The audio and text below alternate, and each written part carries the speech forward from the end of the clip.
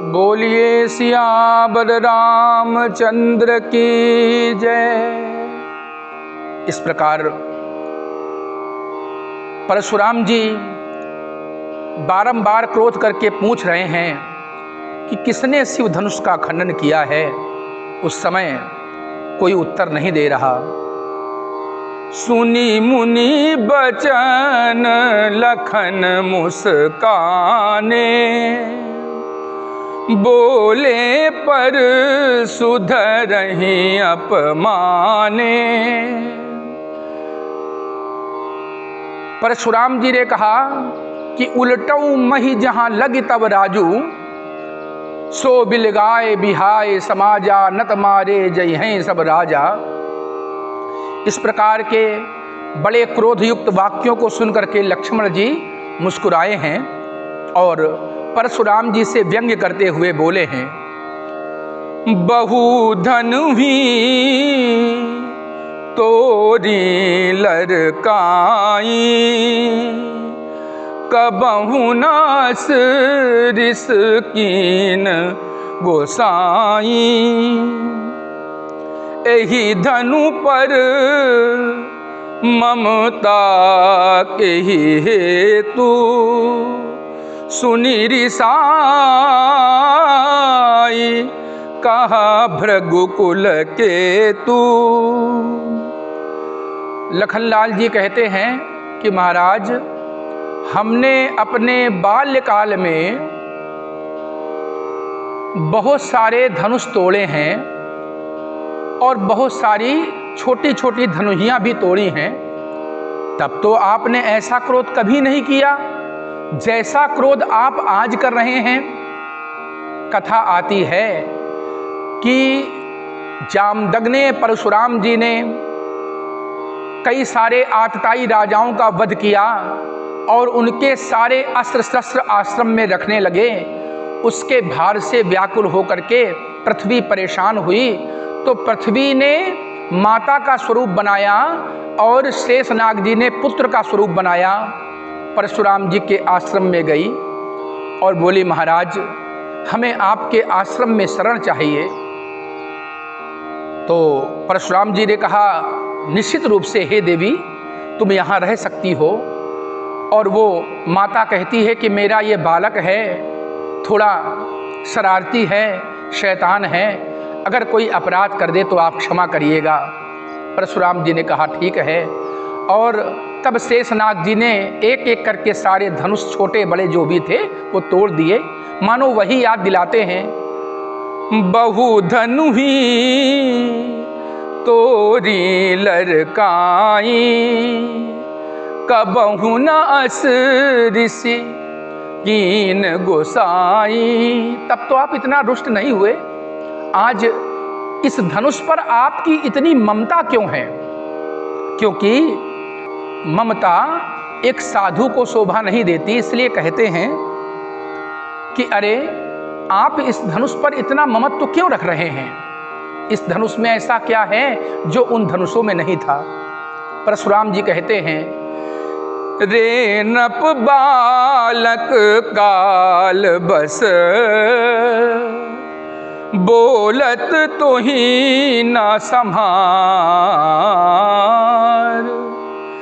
धनु ही सम त्रिपुरारी धनु, विदित सकल संसार। अरे राजा के लड़के, तू संभाल के नहीं बोल रहा। धनु ही सम त्रिपुरारी धनु, तुम भगवान शंकर के विशाल अजगों की गणना छोटे छोटे अस्त्र शस्त्रों में कर रहे हो। बोल, संभाल के बोलना चाहिए। तो लक्ष्मण जी कहते हैं, लखन कहा हंसी हमरे जाना, सुनहु देव सब धनुष समाना। हमको तो ऐसा लगता है महाराज, मानो सारे धनुष एक ही जैसे होते हैं, एक जैसी बनावट, कोई छोटा, कोई बड़ा, कोई तीखा, कोई कठोर, कोई थोड़ा मुलायम, इस प्रकार के धनुष होते हैं। तो हमको तो उन धनुषों में और इस धनुष में कोई अंतर समझ में नहीं आ रहा। का छति लाभ जून धनु तोरे, देखा राम नयन के भोरे। तो इस पुराने जीर्ण शीर्ण धनुष के टूट जाने से ऐसी कौन सी हानि हो गई, कौन सी ऐसी आफत आन पड़ी? रामचंद्र जी ने तो ये सोचा था कि हो सकता है ये धनुष नया हो। छुवत टूट रघुपति हूँ न दोषु, मुनि बिनु काज करिय कत रोसु। छुवत टूट रघुपति हूँ न दोषु, मुनि बिनु काज करिय कत रोसु। ये तो छूटे ही टूट गया है, इसमें मेरे स्वामी श्री राम का कोई दोष नहीं है। बोले चितई परसु की ओरा, रे सठ सुने ही सुभाऊ नमोरा। मुझसे व्यंगात्मक और उपहासात्मक बातें ना करो। अरे सठ, तू मेरे स्वभाव को अभी नहीं जानता। बालक बोली बधऊं नहीं तो ही, मैं सोच रहा हूं कि तू बालक है और तुमको मैंने आशीर्वाद दिया है, इस कारण से मैं तुमको छोड़ रहा हूं। तुम केवल मात्र मुझे मुनि समझते हो कि ये खाली यज्ञ करने वाले, स्वाहा करने वाले, वेद ध्वनि करने वाले मात्र मुनि हैं। सुनो, मैं मात्र मुनि नहीं हूं। कौन हूं मैं? सुनाता हूं। बाल ब्रह्मचारी अति कोहि, विश्व विदित क्षत्रिय कुल द्रोही। बाल ब्रह्मचारी अति कोहि, मैं बाल ब्रह्मचारी हूँ, नैष्ठिक ब्रह्मचारी हूँ और अत्यंत क्रोधी स्वभाव का महात्मा हूँ। मैं सामान्य महात्मा नहीं हूँ कि खाली मैं जप मालिका लिए हुए घूमता रहता हूँ। विश्व विदित क्षत्रिय कुलद्रोही, और ये बात सभी जानते हैं कि मैंने है वंशी क्षत्रियों का 21 बार विनाश किया है। क्षत्रिय कुल से वैसे भी द्रोह रहता है मेरा।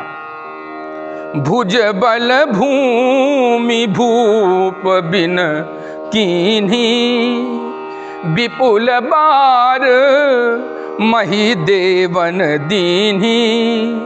साहस बाहु भुज छेदन हारा, परसु बिलोक महीप कुमारा।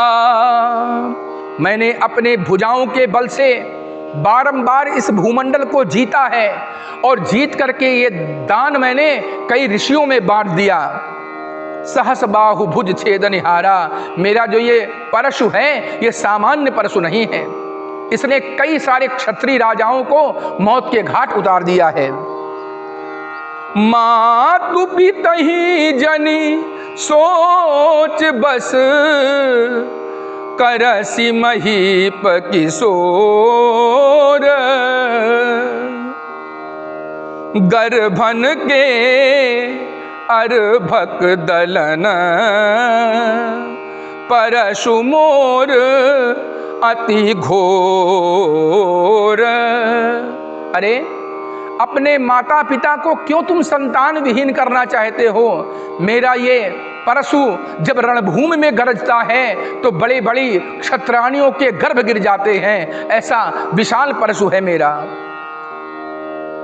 बिहसी लखन बोले मृदुबानी, अहो मुनीस महा भटमानी। पुनि पुनि मोहि दिखाव कुठारू, चाहत उड़ावन फूंकी पहारू। लक्ष्मण जी फिर हंस के बोलते हैं, अरे आप तो बहुत बड़े योद्धा हैं, आप बार बार ये फरसा मुझे क्या दिखा रहे हैं? इस परशु से डरने वाला नहीं हूं मैं, आप तो फूंक से पहाड़ उड़ाना चाहते हैं महाराज। हे विप्रवर, यहाँ कुम्हड़ बतिया को नाही, जे तर्जनी देखी मरी जाही। यहाँ पर कोई कुम्हड़े की बतिया थोड़ी है कि आप तर्जनी उंगली दिखा देंगे और वो मुरझा जाएगी, नष्ट हो जाएगी। देखी कुठार सरासन बाना, मैं कछु कहा सहित अभिमाना। आपका वेश पूर्णतया ऋषियों वाला नहीं है, वीरों का सा वेश है, इसलिए मैंने थोड़ी सी बात आपको बोल दी। भृगुसुत समूझी जनेऊ बिलो की। आप क्या समझते हैं महाराज, मैं आपको भृगुपुत्र समझ करके और आपके जनेऊ की लज्जा रख रहा हूं कि आप ब्राह्मण हैं, इसलिए मैं आपसे नहीं बोल रहा। सुरमई सुर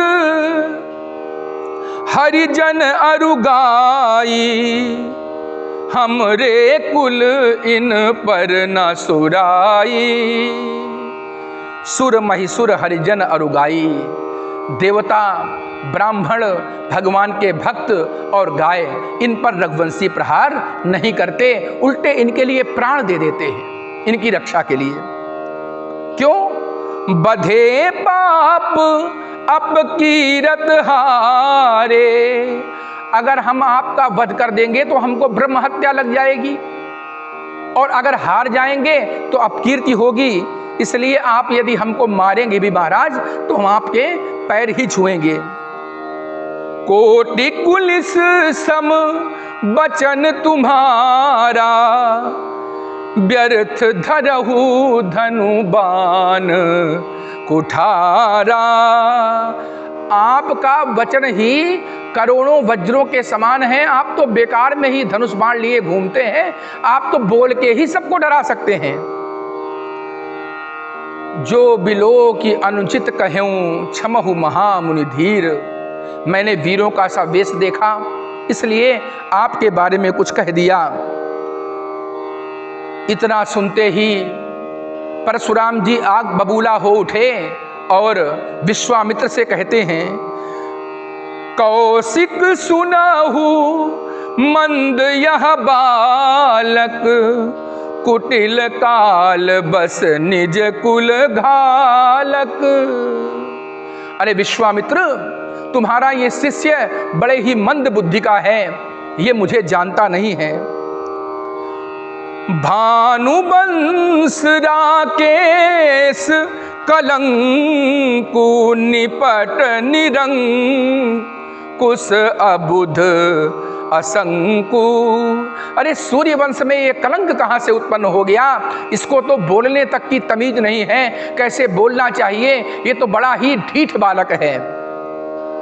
काल कबल हुई है छन माही, कहाऊं पुकारी खोरी मुहि नाही। थोड़ी देर में ही एक काल का कौर बन जाएगा, काल का ग्रास बन जाएगा। मैं एक बार आपसे शिकायत किए देता हूं महाराज, देखिए दोबारा नहीं कहूंगा, मैं इसका वध कर दूंगा। तुम हट कहूं जो चाहूं बारा, आप इसको बचा सकते हो। अगर आपने इसको मना कर दिया तो अभी भी मैं इसको जीवित छोड़ दूंगा। क्या बताओ? मेरा रोष, मेरा प्रताप, मेरा बल, मेरी तपस्या बताओ। लखन कहूं मुनि सुजस तुम्हारा, तुम ही अछत को बरने पारा। लक्ष्मण जी कहते हैं, हे मुनिराज, हम समझ गए आपका यश आपका शील इतना बड़ा है कि आपके अलावा उसको कोई कह ही नहीं सकता। बार बार अपने मुख से अपने वीरता की डींगे हाँक रहे हो, अपनी करनी का बारंबार बखान कर रहे हो। नहीं संतोष तपुनि कछु कहाऊ, जन रिस रोग दुसह दुख सहऊ। आप अभी क्रोध से व्याकुल हैं। वीर व्रती तुम धीर अछोभा, गारी देत न पावहु शोभा। आप तो वीर व्रती हैं, धैर्यवान हैं, और एक संत को क्रोध रहित होना चाहिए, क्षोभ रहित होना चाहिए। आपको इस प्रकार के वाक्य कहने अच्छे नहीं लग रहे। सूर समर करनी करही, कहीं न जना वहीं आप। विद्यमान रन पाई रिपु, कायर कथहि प्रताप। अरे अगर आप इतने ही वीर हैं तो इतनी बड़ी बड़ी बातें क्यों कर रहे हैं? क्योंकि कायर लोग ही युद्ध में बड़ी बड़ी डींगे हाँकते हैं। अगर आपके पास शक्ति है तो आप शक्ति प्रदर्शन करिए, युद्ध करिए। इस प्रकार से लक्ष्मण जी की और परशुराम जी की सुंदर बातें हो रही हैं। इसको लक्ष्मण और परशुराम संवाद भी कहते हैं। गोस्वामी जी ने इसका उल्लेख अपने इस महान काव्य, महान आदरणीय, महान पूजनीय ग्रंथ रामचरितमानस में किया है। यद्यपि वाल्मीकि रामायण में लक्ष्मण परशुराम संवाद की चर्चा नहीं है, उसमें मार्ग में ही भार्गव परशुराम जी मिलकर के श्री राम जी को अपना धनुष दे करके चले जाते हैं। परंतु हमारे आचार्य गोस्वामी तुलसीदास जी ने वो सारे चरित्र लिए हैं, क्योंकि वो कहते हैं कि नाना पुराण निगमागम सम्मतम यत, रामायणे निगदितम क्वचिदन्यतोपि, स्वान्तः सुखाय तुलसी रघुनाथ गाथा, भाषा निबंध मति मंजुल मातनोति। कहने का तात्पर्य कि मैंने इसमें वेद पुराण आगम निगम इत्यादि का सबका सार लिया है, और कुछ अन्य बातें भी मैंने इसमें डाली हैं, अन्य कथाएं भी हैं। तो गोस्वामी जी ने वो सारे पक्ष लिए हैं। कहा तो यहाँ तक भी गया है कि निश्चित रूप से कलिकाल को सही मार्ग दिखाने के लिए वाल्मीकि ही तुलसीदास जी के रूप में अवतरित हुए हैं। तो परम प्रिय भगवान के भक्तों, अब आगे का वृत्तांत हम आगे के भागों में श्रवण करेंगे। सियावर रामचंद्र की जय।